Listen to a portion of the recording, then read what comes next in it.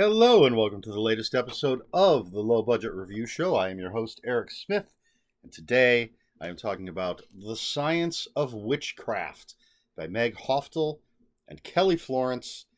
This is from Skyhorse Publishing. There's their little logo. This is the fifth book.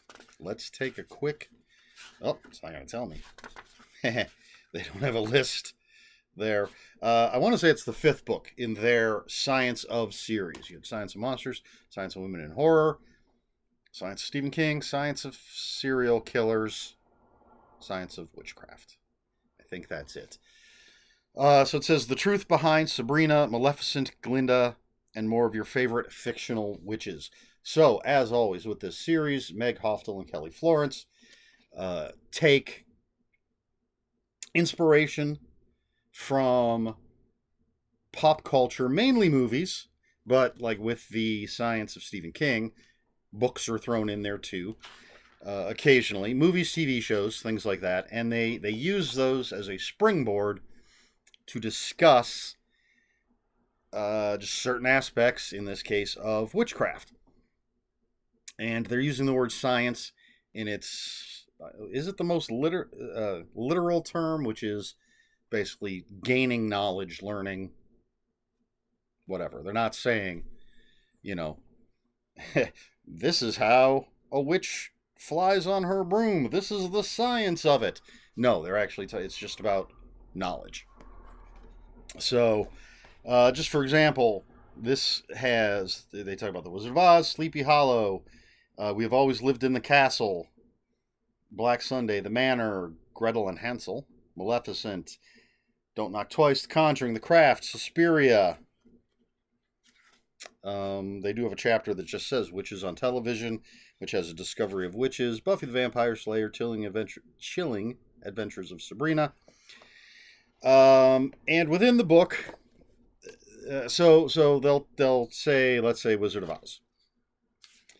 They'll tell you what it is, and then they will take something from the movie or whatever it is they're talking about, and then go into detail, history, whatever, regarding it. So let's see if I can quickly find an example. I really should take notes when it comes to things like this. So the poppies, the poppy field where Dorothy and her companions fall asleep. And so they just take that little thing and they talk about poppies and could this happen? Blah, blah, blah. That's not what it says. That's what I'm saying. So of course, Sleepy Hollow, they talk about the book. And then there's interviews. So there's an interview with the writer-director of The Love Witch. There is, which is a movie I really want to see. I wish I could remember the other people that they interviewed, but the interviews are always fun. Meg and Kelly have interesting questions, and the people that they're interviewing, typically, for the most part, I can't think of an exception, always have interesting answers. Oh yeah, I loved, they talked to, let's see, I want to get this right, Jinx Monsoon and Peaches Christ. Which chapter is that in? Death Becomes Her. Man, I saw that movie in the theater.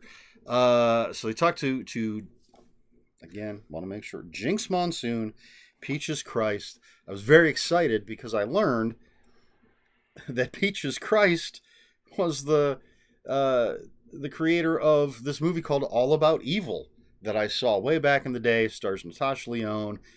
I loved the movie, and it's basically Natasha Lyonne plays this young woman who inherits a theater, and it becomes successful because she starts essentially making snuff films and showing them as just horror movies, but she's actually killing people.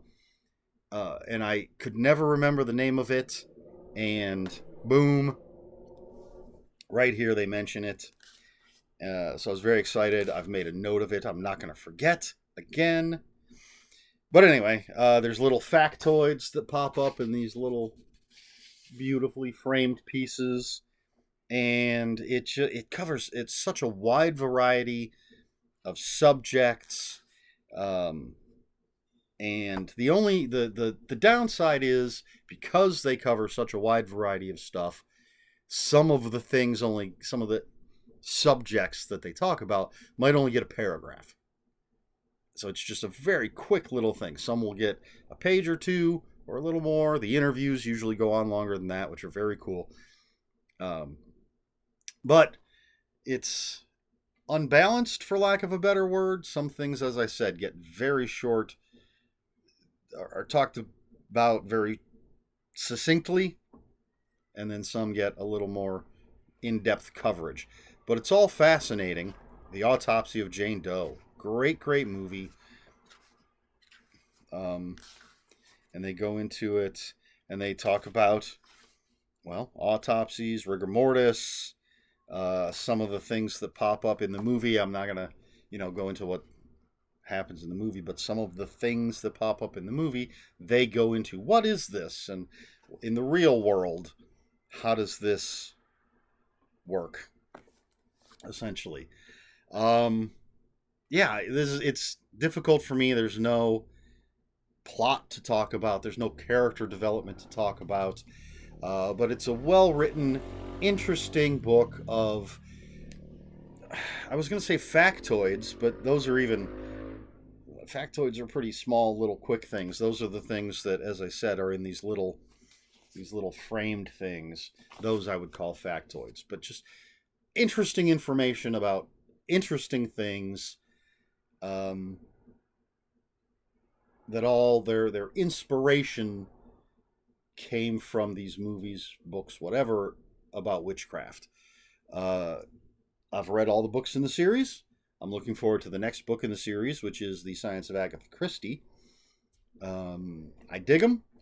Meg Hafdahl and Kelly Florence are wonderful people. They host a podcast called Horror Rewind, which I really, really enjoy. The only complaint I have about that is it's often very, very short. Some of the episodes are like 12, 15 minutes. And they're wonderful people. I've interviewed them a couple of times. I've had them play Horror Trivial Pursuit. And I would love for their podcast to be longer because I like to listen to them talk about horror movies and things. Currently, as of this recording, they're touring around the country promoting their new book. And I gave this 4 out of 5 on Goodreads. I almost forgot about that part. Gave it 4 out of 5 on Goodreads. I recommend it for people that are just interested in just learning sort of random things. In this case, many random things that pertain in a way to witchcraft. There you go. I don't really have a question for this video. I guess, all right, so I named all 5 books. The Science of Monsters, The Science of Women in Horror, The Science of Stephen King, The Science of, I usually go like this, Serial Killers, and now The Science of Witchcraft. Of those 5, which one would be the most interesting to you? That's it. That's basically the question. My answer, the first one I ever saw was The Science of Women in Horror, which is the second one. Bought that, then I bought the first one. I think I read them in that same order. And then started grabbing them as they came out brand new. Probably if I saw all 5 on a shelf, the one that would most likely catch my eye is probably The Science of Monsters, because I'm a monster fan. And I actually have another book, an older book, called The Science of Stephen King. Interestingly enough, I have not read it yet.